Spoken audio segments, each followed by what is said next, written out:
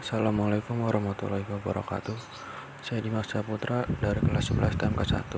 Kali ini saya akan mempresentasikan hasil pekerjaan saya, yaitu tentang menganalisis lembar kerja, gambar kerja untuk membuat prototipe produk barang atau jasa.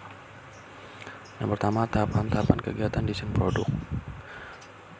Mempromosikan hasil marketing research. Adapun yang menjadi titik tolak dalam tahapan kegiatan desain produk adalah riset pemasaran.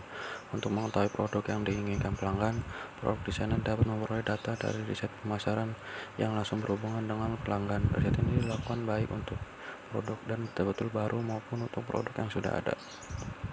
Pengembangan suatu riset dalam perusahaan akan menghasilkan suatu gagasan atau ide membuat suatu produk, di mana ide tersebut diperoleh dari data yang didapatkan saat riset itu sendiri dilakukan. Kedua, mempertimbangkan kemampuan kerja perusahaan. Untuk melakukan kegiatan pembuatan suatu produk, desainer harus mempertimbangkan kemampuan dari perusahaan itu sendiri, diantaranya tenaga kerja, mesin-mesin, peralatan, penunjang, dan berbagai lainnya. Dalam membuat produk, desainer harus mempertimbangkan biaya yang seekonomis mungkin. Ketiga, membuat sketsa. Dalam membuat sketsa, bentuk dari produk yang akan dibuat akan jelas satu dengan yang lainnya. Sketsa tersebut dibuat untuk memudahkan pembuatan gambar kerja atau blueprint. 4. Membuat gambar kerja.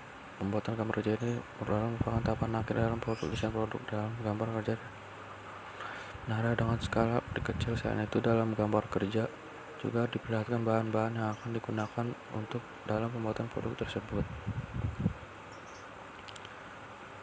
Yang selanjutnya, faktor mempengaruhi desain produk.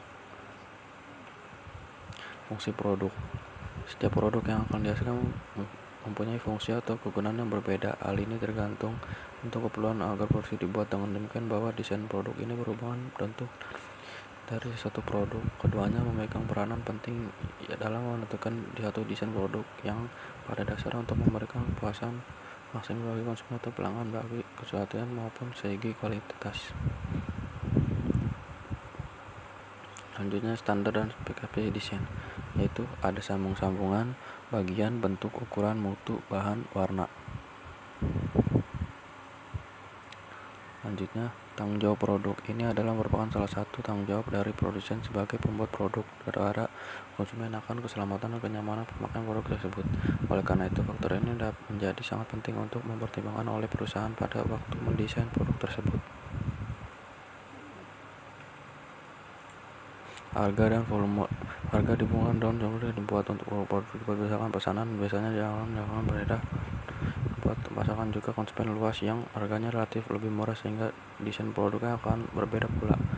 Prototipe merupakan model produk pertama yang akan dibuat. Prototipe ini merupakan jelas fungsi sebenarnya, sehingga sebelum perusahaan produksi menggunakan prototipe untuk terlebih dahulu dari pengujian prototipe tersebut. Apabila lulus uji coba, mungkin diberikan gambaran sebagai perubahan yang dilakukan atau serta informasi dalam menyusun terakhir desain produk. Alur dan proses kerja pembuatan prototipe produk dan jasa. Diagram alur cerita produksi.